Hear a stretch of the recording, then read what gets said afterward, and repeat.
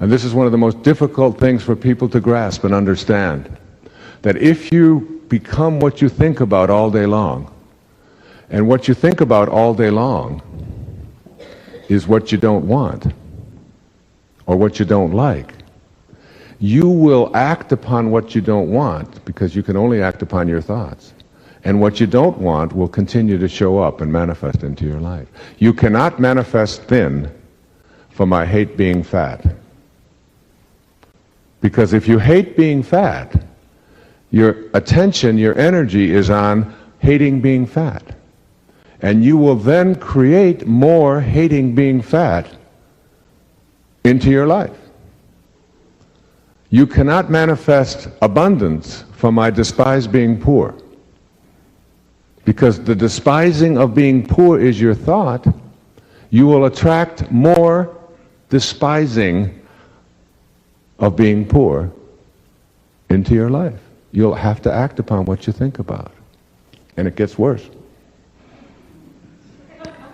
You cannot attract or manifest into your life what you want if your thoughts are on what always has been. And that's the wake. And that's your personal history. If you don't have a story, you don't have to live up to it.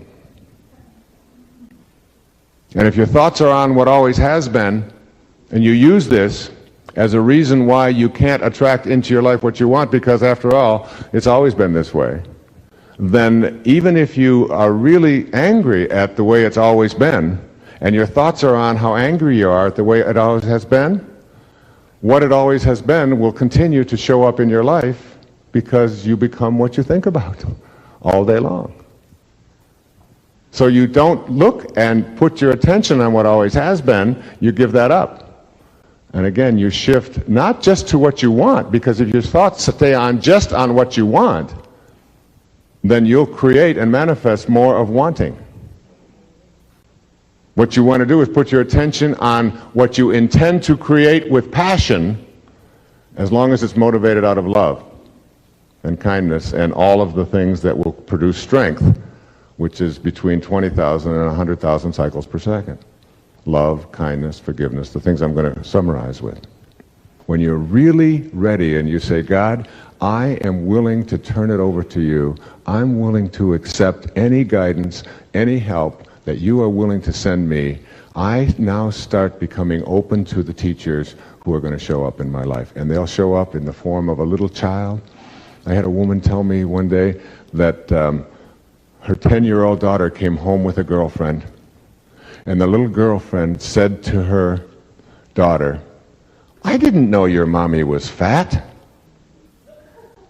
And she said, that was my teacher. I'd been thinking about how tired I was of being overweight for all of these years and carrying around this extra, and all of the, I'd just been tired of the baggage. And this little child who just came into my house for the first time said it. She said, I went out, I lost the weight, I knew what I had to do. And it was gone. She said, I've never put it back on since. Is rewrite your agreement with reality.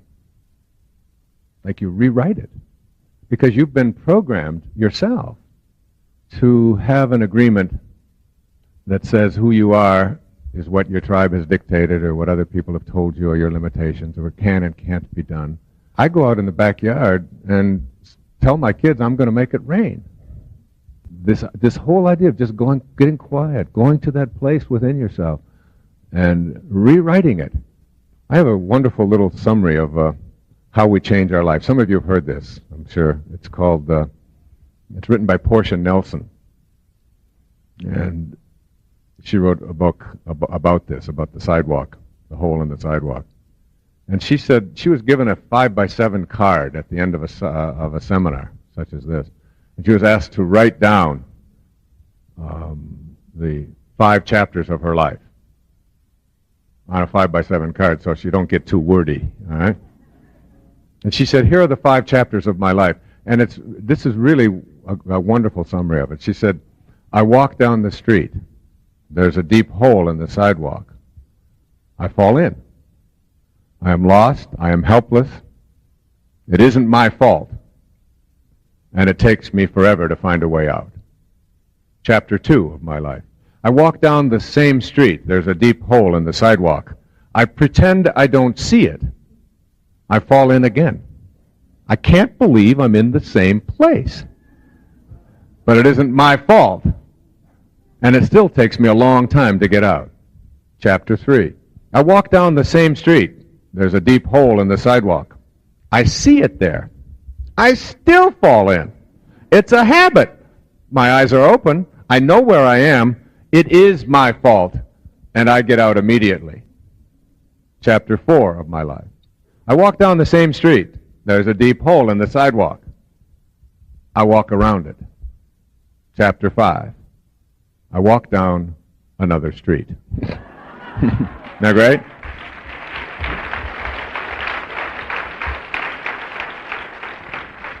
And I think walking down another street is what we're talking about, not just individually, but collectively and as a people. Let's go for a moment to our dream. And just assume that we're going to have a dream. We're in bed. And let me ask you this question. This is a question I like to ask for you to just contemplate, one of those sort of cones. When you go to sleep at night and enter your dream state, what happens to the bed? Just think about that. What happens to the bed? Now you're in your dream. Okay? So just propel yourself into a dream state. And in your dream, you notice, let's say you're over here and you're in a room. And in this room, you look across the room and you notice that there's a podium in the room. And it has some objects on it. Now you're in your dream.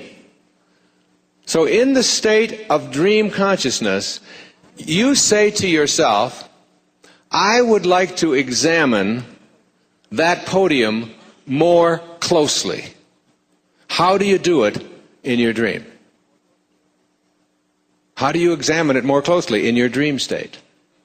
Do you get out of bed? Is there a bed?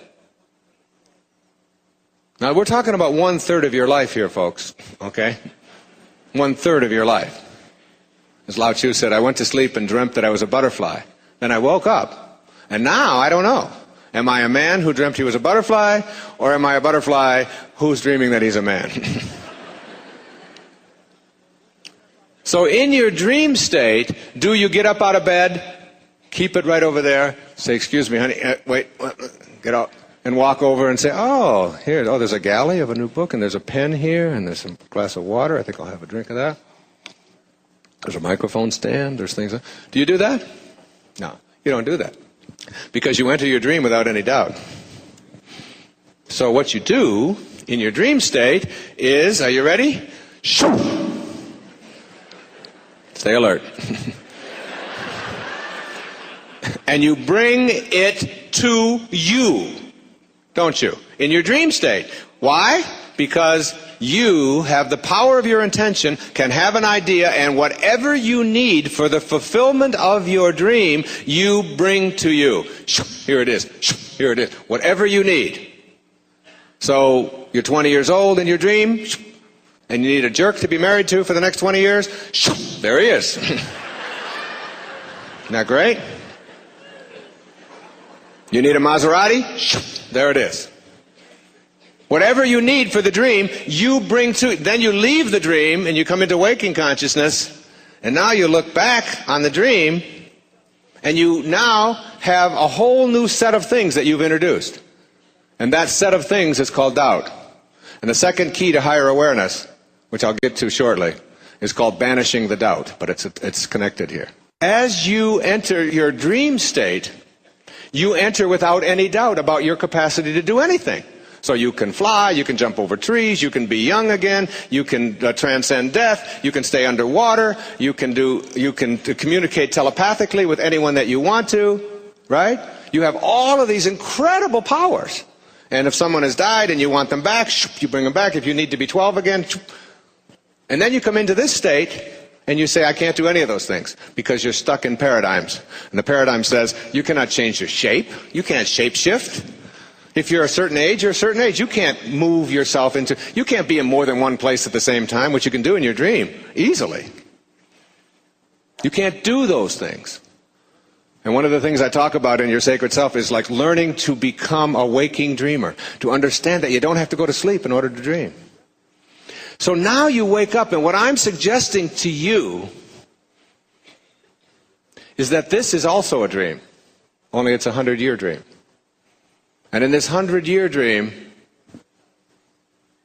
everything that you can do in your 8-hour dream, you can do in this 100-year dream. Everything. If you know better than to doubt it. And if you get rid of the paradigms that muck up your life. You have the capacity. But the minute that you introduce doubt into it, like that poem that I started out, Real Magic, which is really my effort to write about how to manifest miracles in your life. From Samuel Taylor Coleridge, he said, what if you slept? And what if in your sleep you dreamed? And what if in your dream you went to heaven and there picked a strange and wonderful flower? And what if when you awoke you held that flower in your hand? Ah, what then? Is it possible to bring something from a dream state into a waking state? Or is that part of a paradigm? And the tiniest smidgen of doubt that enters your consciousness is what you will act upon. 7 key little words from Proverbs. As you think, so shall you be. If you think that it's not possible, what you think about is what expands. Or as Emerson said, the ancestor to every action is a thought. And the minute you have a doubtful thought in your consciousness, you will act upon that and manifest the fruit of that doubt. And not be able to see it. You will not see it. What being open to everything means. Everything means just what it says. No exceptions. When someone suggests something to you that conflicts with your conditioning, rather than responding with, that's ridiculous, we all know that's impossible, say instead, I've never considered that before. I'll think about it. Open yourself up to the spiritual ideas of all people and listen with an open mind to crazy schemes and ideas that at first seem to be outrageous. If someone suggests that crystals can cure hemorrhoids, that natural herbs can lower cholesterol, that people will eventually be able to breathe underwater, or that levitation is possible, listen and be curious. Let go of your attachments to what you've been trained to believe. Open your mind to all possibilities, because whether you believe something is possible or impossible, either way, you'll be right. How can that be true? Your agreement with reality and all that's possible determines what you'll become. If you're convinced that you can't become wealthy and famous or artistic or a professional athlete, a great singer, or whatever, you will act upon that inner conviction that prevents you from manifesting what you'd really like. All that you'll get from your effort is being right. When you need to be right, you're attached to your conditioned reflex of the way things are and always have been, and you assume they always will be. Releasing your attachments. Your attachments are the source of all your problems. The need to be right, to possess someone or something, to win at all costs, to be viewed by others as superior. These are all attachments. The open mind resists these attachments and consequently experiences inner peace and success. To release attachments, you have to make a shift in how you view yourself. If your primary identification is with your body and your possessions, your ego is the dominant force in your life. If you can tame your ego sufficiently, you'll call upon your spirit to be the guiding force in your life. As a spiritual being, you can observe your body and be a compassionate witness to your existence. Your spiritual aspect sees the folly of attachments because your spiritual self is an infinite soul. Nothing can make you happy or successful. These are inner constructs that you bring to your world rather than what you receive from it. If you think peaceful thoughts, you'll feel peaceful emotions, and that's what you'll bring to every life situation. If you're attached to being right or absolutely need something in order to be at peace or to be successful, you'll live a life of striving, yet never arriving. It's possible to have a burning desire, yet not have attachments. You can have an inner vision of what you intend to manifest and still detach yourself from the outcome. How? Consider this observation in A Course in Miracles. Infinite patience produces immediate results. It sounds like a paradox, doesn't it? Infinite patience implies an absolute certainty that what you'd like to manifest will indeed show up in a perfect order and exactly on time. The immediate result you receive from this inner knowing is a sense of peace. When you detach from the outcome, you're at peace, and you'll ultimately see the fruits of your convictions. Suppose you had a choice between two magic wands. With wand A, you can have any physical thing you desire by simply waving it. With wand B, you can have a sense of peace for the rest of your life, regardless of what circumstances arise. Which one would you pick? A guarantee of stuff or inner peace for the remainder of your life? If you opt for peace, then you already have wand B. Simply have a mind that is open to everything but attached to nothing. Let it all come and go as it will. Enjoy it all, but never make your happiness or success dependent on an attachment to anything, any place, and particularly any person. In all of your relationships, if you can love someone enough to allow them to be exactly what they choose to be, without any expectations or attachments from you, you'll know true peace in your lifetime. True love means you love a person for what they are, not for what you think they should be. This is an open mind and an absence of attachment. In essence, I'm urging you to stop taking your life so personally. You can end any and all suffering by reminding yourself that nothing in the universe is personal. Of course, you've been taught to take life very personally, but this is an illusion. Tame your ego and absolutely free yourself from ever taking anything personally. Keep these thoughts in mind, particularly when you feel lost or unsure of your purpose. My purpose is about giving. I'll direct my thoughts off of me and spend the next few hours looking for a way to be of service to anyone or any creature on our endangered planet. This will bring you back to a realization that it doesn't matter what you do as long as you're able to give.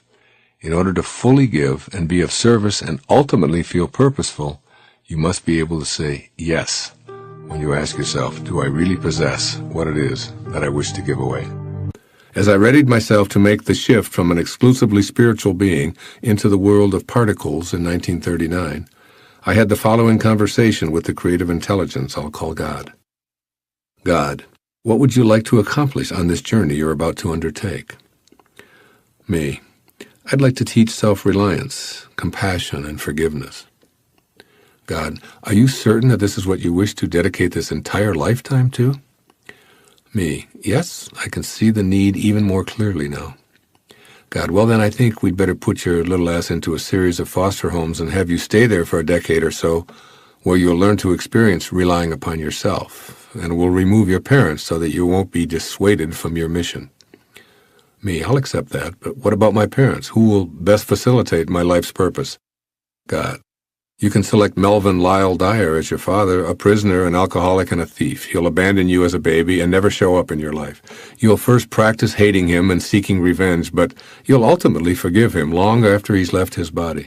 This act of forgiveness will be the single most important event of your life. It will put you on the path that you're signing up for. Me. And my mother? What about her?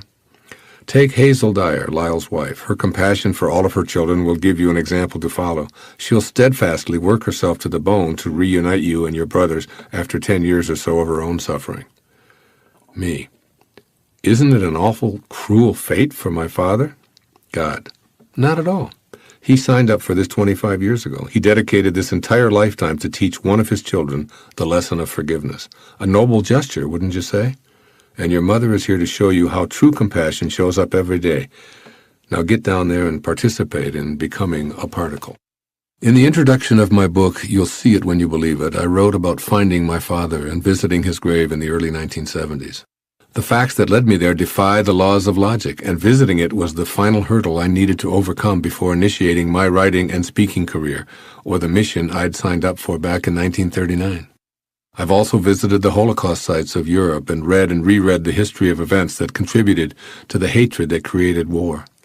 In the 1960s, I worked to bring peace to the events surrounding the horrible Vietnam War, and today my attention is often focused on finding an alternative to the violence and hatred in Africa, the Middle East, and particularly Iraq. My calling is deep within me and has a hold on me. I don't know what I'm going to do next, but I'm probably being guided by what Spirit and I decided at the inception of this journey. One thing I know for certain is that I'm inspired. I've described my personal insight about my calling to encourage all of you to examine your own life, including all of its travails and success, as a necessary experience in order to fulfill your mission. Looking at life from this perspective nurtures the deep yearning within that will beckon you back to spirit. As you can see from my own example, it can be a great help to look at your entire life as the unfolding of a plan that you participated in before you even arrived here. By doing so, you shift from blaming others and circumstances to being responsible and feeling your purpose. Whatever shows up in your life then becomes a part of the perfection of this plan. When everything you experience seems unwelcome, for instance, you can search for what you gain from the apparent obstacles. If we can remember that we're responsible for what we're attracting, we can then eliminate the negative energy we wallow in. If what we desire is to be inspired and feel joy, but the opposite keeps showing up, rather than cursing fate, we can view ourselves as simply being out of creative vibrational alignment. We can shift our vibrations in the form of thoughts to those that are more harmonious with our desires, and we can then begin to take the small steps necessary for our inspiration to be sensed. Source energy will cooperate with us when we seek it energetically. Moreover, we can begin to reassess our lives for misaligned attractions and imagined bad luck. When we feel peaceful within ourselves, we begin to attract more of the peace we desire because we're functioning from a spiritual place of peace. When we engage spirit, we regain the power of our ultimate source. Regardless of what goes on in the world of form, inside of ourselves, we'd still be living in spirit. For example, a beggar on a street corner may have agreed to come into this world of boundaries to teach and generate the awareness that leads to more compassion in this world, or even to teach a single person, perhaps you, to become more compassionate. In an infinite universe, there's no time restrictions on how many lifetimes we get. With an infinity before us, spending one lifetime teaching compassion doesn't seem so outrageous. When we feel peaceful within, we begin to attract more of the peace we desire because we're functioning from a spiritual place of peace. When we engage spirit, we regain the power of our ultimate source. An inspirational attitude is less judgmental and more appreciative, with a keen eye for how God or source energy manifests. And remember, source can't be removed from what it creates. Everyone and everything contains God or the source, so be on the lookout for the God force in every living thing. Explore how this force has delivered to us many blessings in disguise. We came from a world of pure spirit and allowed that source to take over without any interference or questioning on our part. As long as we were in spirit, our source materialized in a multitude of ways to handle everything for us. Then, almost immediately after our birth into form, we initiated a program to deny spirit and emphasize the ego. But now, as you listen to these words, you're on the threshold of dropping ego identity and returning to a life where inspiration awaits you. There's nothing natural about living a life filled with stress and anxiety, having feelings of despair and depression, and needing pills to tranquilize yourself. Agitated thoughts that produce high blood pressure, a nervous stomach, persistent feelings of discomfort, an inability to relax or sleep, and frequent displays of displeasure and outrage are violating your natural state. Believe it or not, you have the power to create the naturally stress-free and tranquil life you desire. You can utilize this power to attract frustration or joy, anxiety or peace. When you're in harmony with the 7 faces of intention, you can access and pull from the source of all in order to fulfill your intention of being stress-free and tranquil. So if it's natural to have feelings of well-being, why is it that we seem to experience so much unwellness and tension? The answer to this question provides you with the key that leads to the peaceful life you desire. Stress is a desire of the ego. We speak of stress as if it were present in the world as something that attacks us. We say things like, I'm having an anxiety attack, as if anxiety is a combatant. But the stress in your body is rarely the result of external forces or entities attacking you. It's the result of the weakened connecting link to intention caused by your belief that ego is who you are. You are peace and joy, but you've allowed your ego to dominate your life. The following lighthearted way to stop taking yourself so seriously is from a book by Rosamund and Benjamin Zander. He's the conductor of the Boston Philharmonic Orchestra, titled The Art of Possibility. It illustrates in a delightful way how we allow ego to create many of the problems we encounter that we label stress and anxiety. It's called rule number 6. I'll share it with you. 2 prime ministers are sitting in a room discussing affairs of state. Suddenly a man bursts in, apoplectic with fury, shouting and stamping and banging his fist on the desk. The resident prime minister admonishes him. "Peter," he says, "kindly remember rule number 6. Whereupon Peter is instantly restored to complete calm, apologizes, and withdraws. The politicians return to their conversation only to be interrupted yet again 20 minutes later by an hysterical woman gesticulating wildly, her hair flying. Again, the intruder is greeted with the words, "Marie, please remember rule number 6. Complete calm descends once more, and she, too, withdraws with a bow and an apology. When the scene is repeated for a third time, the visiting prime minister addresses his colleague. "My dear friend," he says, "I've seen many things in my life, but never anything as remarkable as this. Would you be willing to share with me the secret of rule number 6? "Very simply," replies the resident prime minister. "Rule number 6 is, don't take yourself so damn seriously."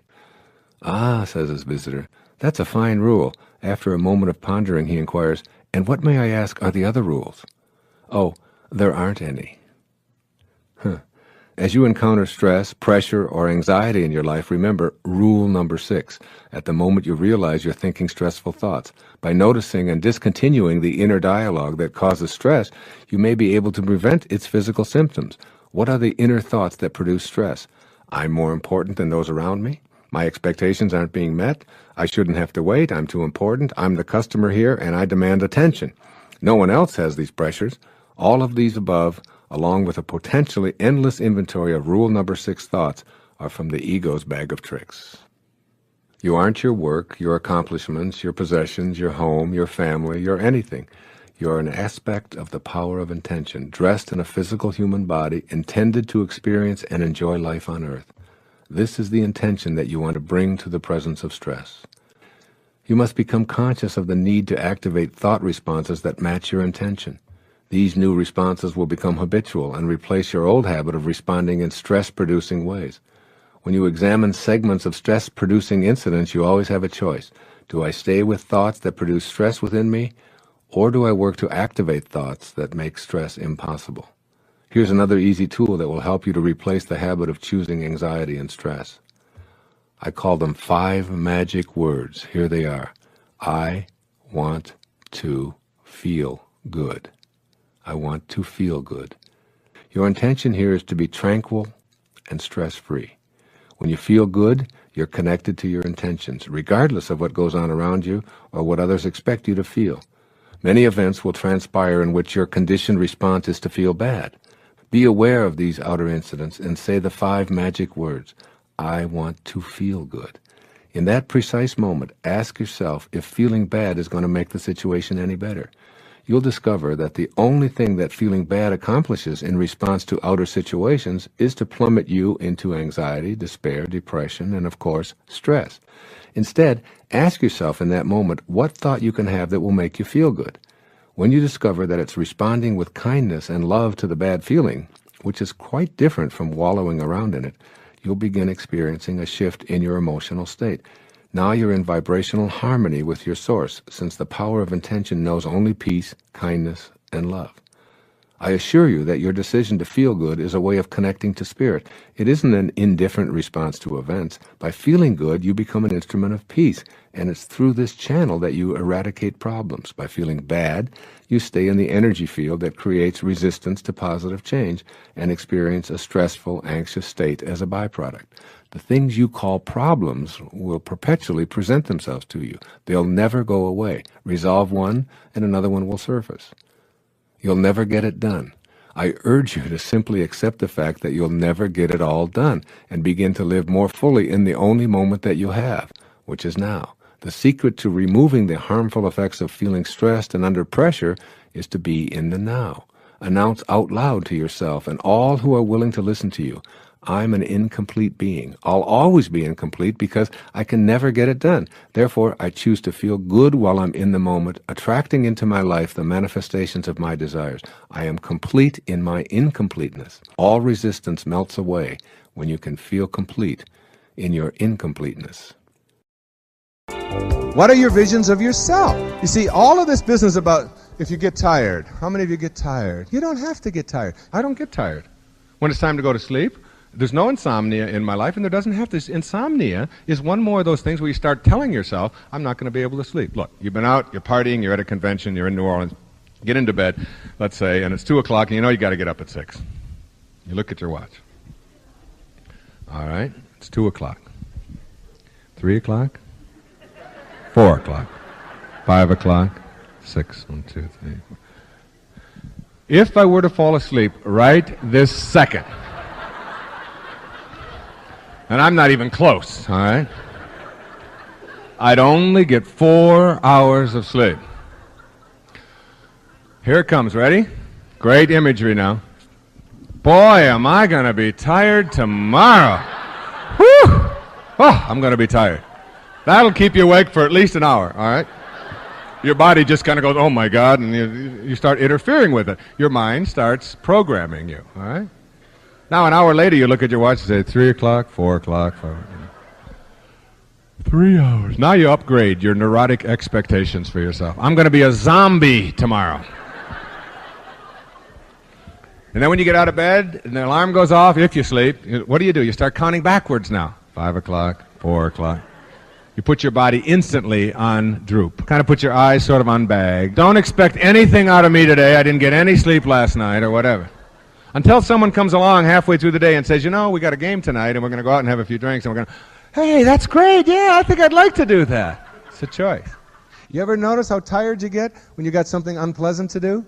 You know, you look at the lawn equipment and look at the roller and the edger. I think I'll lie down for 3 or 4 months. I'm really tired. It's a choice.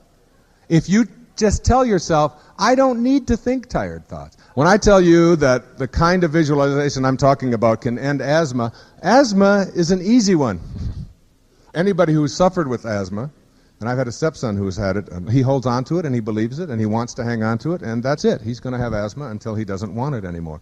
And I tell him that and he just gets mad because he wants to hold on to his asthma.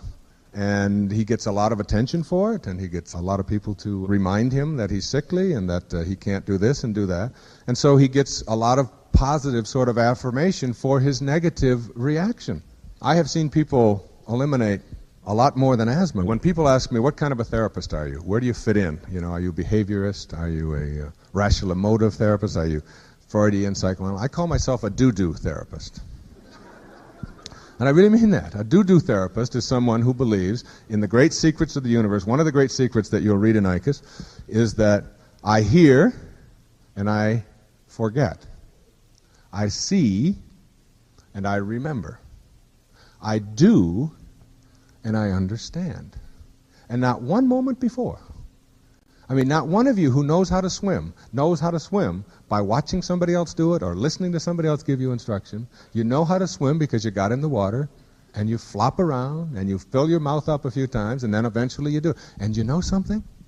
What do you think is the difference in your physical skills between the moment before when you couldn't swim and the moment afterwards when you did let go and could swim for the first time? You think your physical skills are any different? They're exactly the same. We all know how to swim. Now you believe you can. And when you believe you can, you just do it. You just do it. And if you can't ride a bicycle, there's a woman who came to me and said, I can't ride a bicycle. My parents wouldn't let me. My mother would never let me get on a bicycle when I was a little kid. And I had these big white teeth and she was afraid I would break them. And I said, okay, that's great. Let's go. She said, go? Where are we going? She wanted to sit in the office. I said, I've got a bicycle downstairs in the garage, and we'll just go on, and I'm going to teach you how to ride a bike. You think I'm paying these kind of prices to come here and have you teach me how to ride a bicycle? I want to know why I can't. He said, oh, well, you didn't say that. That'll take another 30 seconds. You can't because you never got on one. And as soon as you do, and are willing to fail and fall down a few times, then you'll know how to ride it. And until that, you can blame mama forever. But it isn't going to change a thing. If you want to change something in your life, if you want to quit smoking, you don't need to go to the SHIC clinic. You don't need to go and poke holes in your cigarettes, so you get a hernia. trying to get that nicotine down into your lungs, and a little bit less each time. And they have now a thing out called poo-poo spray. I don't know if you've seen this, but it smells like poo-poo, all right? And you spray it on your fingers so that every time you go, oh, no, I won't be having any of those today, no. Now, you don't have to do that. What you do is, the first thing you do is you see yourself as an ex-smoker. You just see that. You visualize yourself there, and you take credit for having such a wonderful picture of yourself. You do that first. And then the second thing you do is you tell yourself how easy this is going to be. This isn't hard. There's nothing difficult about quitting smoking. You just do it. You just don't put cigarettes in your mouth, one day at a time. That's what you do. And you don't tell yourself, I'm going to want them, I'm going to get fat, and all of these you don't do that. You stop the blame, and you do it. You want to lose weight. You see yourself looking the way you want to look, instead of going on a diet. Everybody I know on a diet is fat.